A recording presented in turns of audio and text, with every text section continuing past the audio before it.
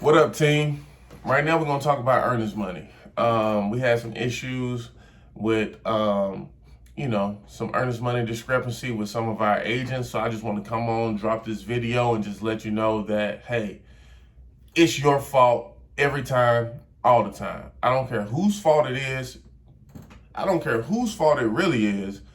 If you lose your client's earnest money, it's your fault. You need to guard your client's earnest money with your life.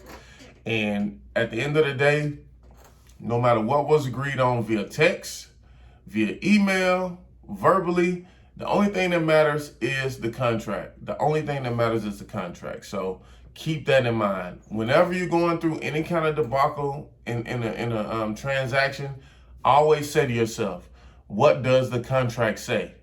And that will alleviate everything. I don't care what Bob said. I don't care what Jane said or whoever said. Whatever the contract says in black and white, that's what is going to stick. That is what the attorney is going to go over. And if you go to litigation, that's what the judge is going to go over. So protect your client's earnest money with your life. Pay attention to deadlines.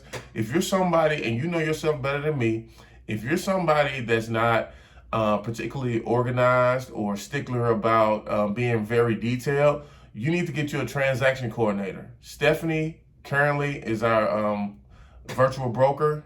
She runs compliance, and she also has a transaction coordination company. So having 4 eyes on a transaction versus your two will definitely help you. And the good thing about that is it's only $300. I think if the transaction go over 3 months, you pay $100 every 3 months or something like that, or you pay it all off at the once you close. So the risk is very minimal, but in the long term, it's better than losing someone's earnest money and hurting your reputation, which could potentially keep someone from referring you. So you just got to think long term, man. And I struggled with this early on in my career too. I was counting these $300, like, man, I got 3 deals closing this month.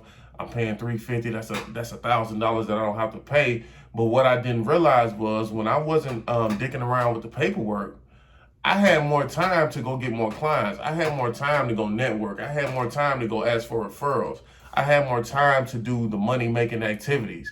Because once you're in a contract, what you really want to do is delegate that paperwork task to someone else. Once you delegate that paperwork task to someone else, then you can go focus on the money-making activities, which is going and getting more sellers, going to ask for more referrals, producing more content, being more active on social media, getting visible, and letting more people know about you. So those are just some of the things I want to say about the earnest money. I repeat, if you lose a client's earnest money, it's your fault every time, all the time. Protect your client's earnest money with your life. And one last thing, if you're facing a deadline and you can't get a response out of somebody, it's late at night or something like that, this is the proper way to do it. Send a termination along with an email stating that, hey, we're not trying to terminate, I'm just protecting my client's earnest money. That is commonplace in this market. I've used that dozens and dozens of times. And once the next day comes around, you reach out to the agent and say, hey, and you can rescind the termination or just write up, not write up a new contract, but you can rescind the termination. So those are some of the tricks. Always protect your client's earnest money. If you're facing a deadline, send a termination with an email. And I'll see you on the next video.